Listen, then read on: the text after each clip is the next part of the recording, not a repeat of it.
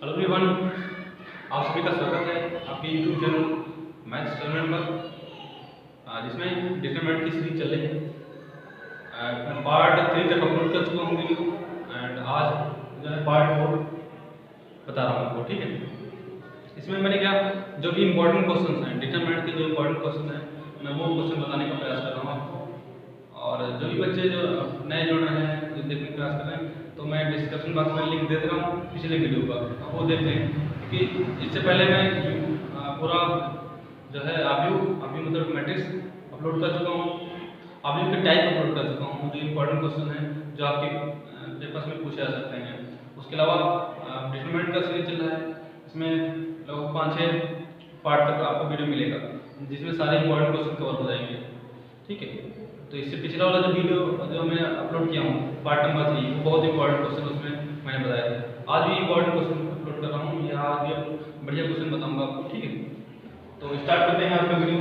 Question कुछ इस तरह दिया हुआ है, if D R D R मतलब इसमें आर दिया हुआ है, ये दिया हुआ है, ये आर लिखा हुआ है, ये क्या लिखा हुआ है आर, तो यहाँ पर भी हम आर एक टाइप का बनाते हैं, ये आर लिखा हुआ है। ठीक है, इधर भी आर लिखा हुआ है, are 2r-1 3r-2 x y z 1/2 n लिखा हुआ है, n plus 1 n square and 1/2 n 3-1 so find sigma r equal to 1 to n। कहाँ से वैल्यू निकालनी है, r equal to 1 से n तक वैल्यू निकालनी है, और है कितना dr, मतलब यही अप्लाई करना है, ये सिग्मा dr की वैल्यू निकालनी है। तो स्टार्ट करते हैं कि कैसे निकालोगे आप, समझ लेना। आप डिटरमिनेंट में मैंने पहले वीडियो में बताया था, उसकी प्रॉपर्टी बताई थी डिटरमिनेंट की ना, तो प्रॉपर्टी का ही सब पूरा खेल है यहाँ पर, समझना। अगर हम यहाँ सिग्मा अप्लाई करते हैं, सिग्मा डी आर r 1 से n तक, तो जाहिर सी बात है कि इधर भी अप्लाई होगा ना, सिग्मा अप्लाई होगा नहीं होगा, तो सिग्मा हम अप्लाई करेंगे sigma r 1 to n, r 1 to n। ठीक, और इधर पूरा लिख लिया r 2r-1 and 3r-2 and x y z 1/2 n plus 1 and n square and 1/2 n और 3n-1। यहाँ तक तो सब कुछ है ना। अब यहाँ पर देखो मैंने डिटरमिनेंट में कहा कि अगर कोई चीज कॉमन लेना हो, डिटरमिनेंट से अगर कोई चीज कॉमन लेना हो तो या तो आप रो से पूरा कॉमन मिल रहा हो तो कॉमन ले सकते हो, या अगर कॉलम से कॉमन मिल रहा हो तो कॉमन ले सकते हो आसानी से। तो क्या करोगे, जैसे अगर इसको अंदर भेजना है तो किसी रो में भेजोगे, रो से मल्टीप्लाई करोगे या कॉलम से मल्टीप्लाई करोगे, तो यहाँ पर मल्टीप्लाई करने से हमारा कोई फायदा नहीं होगा क्योंकि यहाँ r दिया हुआ है, इधर x y दिया हुआ है। ठीक, इधर भी मल्टीप्लाई करने से कोई फायदा नहीं होगा क्योंकि इधर n दिया हुआ है, यहाँ पर r की वैल्यू पुट करनी है हमको, तो r देखो यहाँ पर दिया हुआ है। ठीक, तो क्या करें सभी को मल्टीप्लाई कर सकते हैं ना, वही प्रॉपर्टी है। कैसे देखना, sigma r equal to 1 to n और किसमें रखोगे r के लिए sigma r equal to 1 to n और इसमें 2r-1 और फिर sigma r equal to 1 to n और ये कितना हो जाएगा 3r-2। ये कितना हो जाएगा x y z, ये कितना 1/2 n plus 1 and n square and 1/2 n and 3n-1। ठीक, मैंने अप्लाई कर दिया, एक ही हमने एक कॉलम के साथ अप्लाई कर दिया इसको, इधर भी ये पूरा चल रहा है हमारा sigma r equal to 1 to n और ये क्या dr। अब हम इनकी वैल्यू निकाल लेते हैं, इस साइड इनकी जो वैल्यू निकाल लेते हैं, बाद में पुट कर देंगे वैल्यू। ठीक, देखते हैं क्या है साइड। तो r इक्वल टू 1 इनकी पहले वैल्यू निकालते हैं, कितना sigma r equal to 1 to n and r। इसका मतलब समझना, सिग्मा मतलब होता है कि समेशन मतलब कि ढेर सारी चीज को मतलब एक शॉर्ट तरीके से लिखना है तो सिग्मा अप्लाई कर सकते हो ना। तो यहाँ पर देखना r इक्वल टू पहले 1 रखेंगे, r इक्वल टू कितना पहले 1 रखेंगे, फिर प्लस बनाएंगे साइन, सिग्मा मतलब सम होता ना, तो प्लस फिर r इक्वल टू 2 रखेंगे, फिर 3 रखेंगे, फिर 4 रखेंगे, फिर 5 रखेंगे, डॉट डॉट डॉट कहाँ तक n तक ये वैल्यू ना 1 + 2 + 3 + 4 डॉट डॉट कहाँ तक अंदर। तो आप चाहो तो इनको उस पर भी साथ कर सकते हो, एपी बनाइए ना, एपी मतलब अरिथमेटिक प्रोग्रेशन। ठीक है, या हिंदी में समांतर स्टडी करते हैं ना।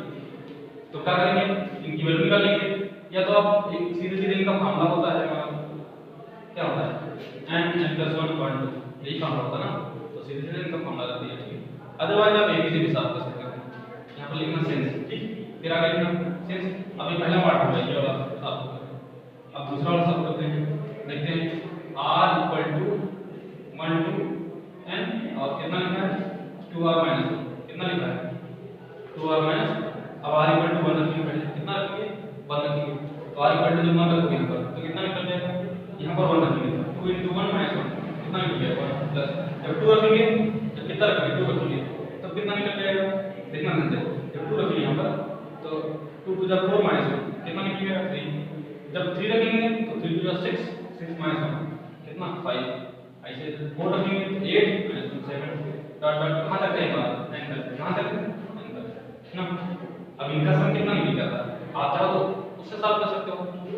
कौन सा हमारा एपी से, एपी फॉर्मूला क्या होता है, एपी का सम का फॉर्मूला क्या होता है n/2 2a मतलब कितना ये, या तो a + n से भी सॉल्व कर सकते हो, a + n से भी सॉल्व कर सकते हो, ठीक है। ये इधर दूसरा देखा क्या था 2a = +n - 1d n - 1 × d, d मतलब होता है कॉमन डिफरेंस, इसको इसमें घटा के निकाला जाता है कितना है 2 कॉमन ले लो,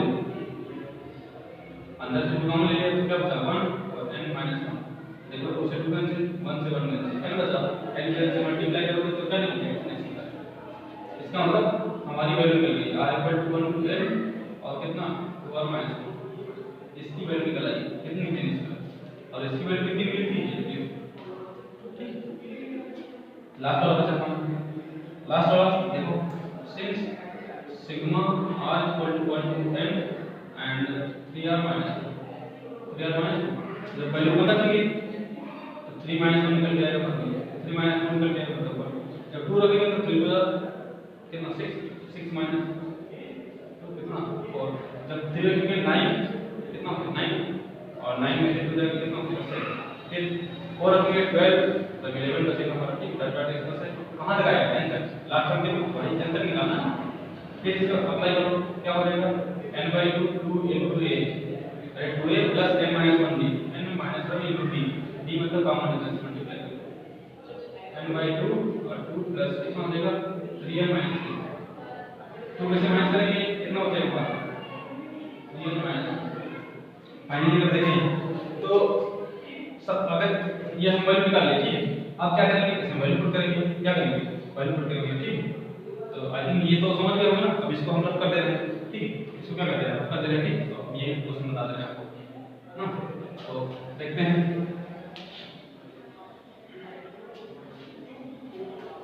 so sigma r = 1 to n and dr = आप इसकी वैल्यू कितनी निकली, इसकी वैल्यू देखो sigma r = 1 to n and dr, ये सिग्मा r ये वैल्यू निकाले हम कितनी n + 1/2 कितनी निकली n + 1/2।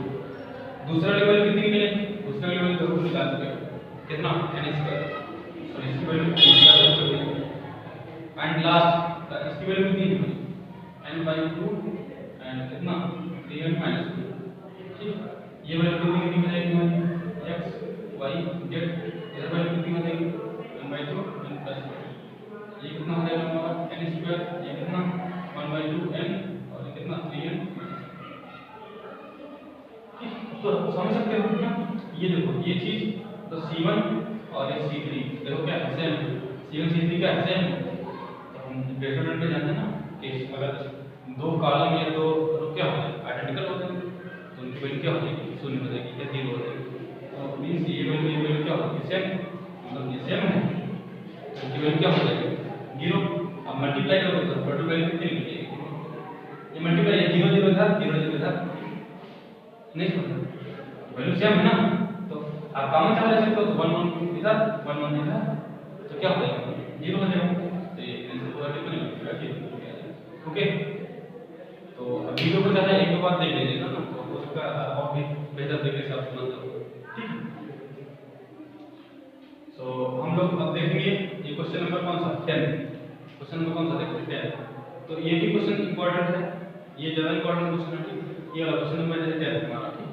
तो इसमें कैसे करेंगे क्वेश्चन नंबर 10 में देखो जैसे ओमेगा लिखा हुआ है, ये जो आपको डब्ल्यू जैसा दिख रहा है डब्ल्यू नहीं एक्चुअली ओमेगा है, ठीक। इसको इसको बताते हैं कैसे करोगे क्वेश्चन, ठीक है।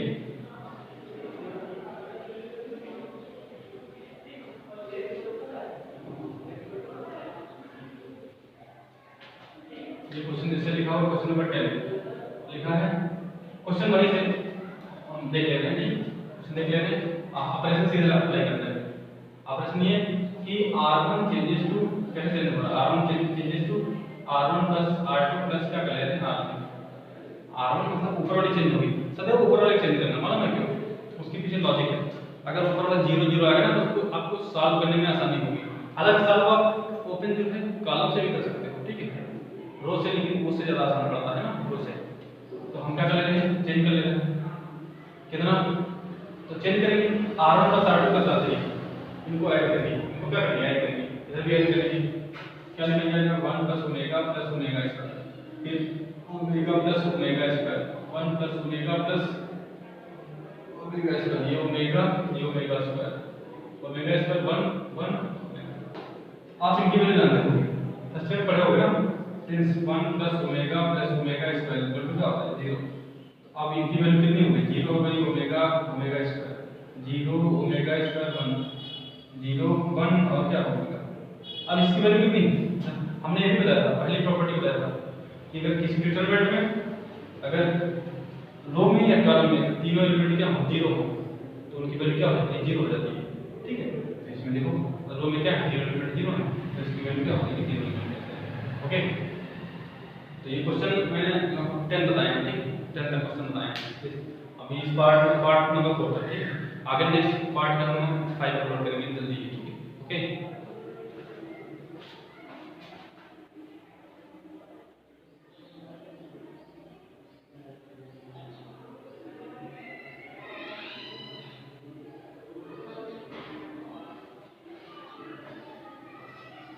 ओके स्टूडेंट्स, सो हम लोग ये क्वेश्चन सॉल्व कर रहे हैं, ठीक है।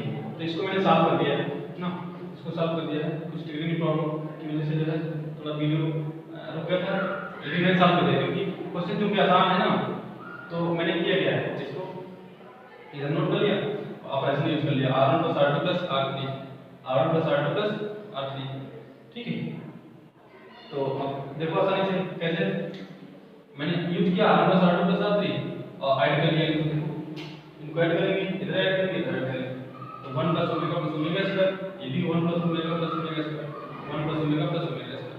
अब इनकी वैल्यू कितनी होती है, हमने फर्स्ट ईयर में पढ़ा होगा ना, इनकी वैल्यू कितनी होती है 0, ये 0 ये 0 ये 0, बाकी सब हमने वैसे नोट कर लिया, ठीक है।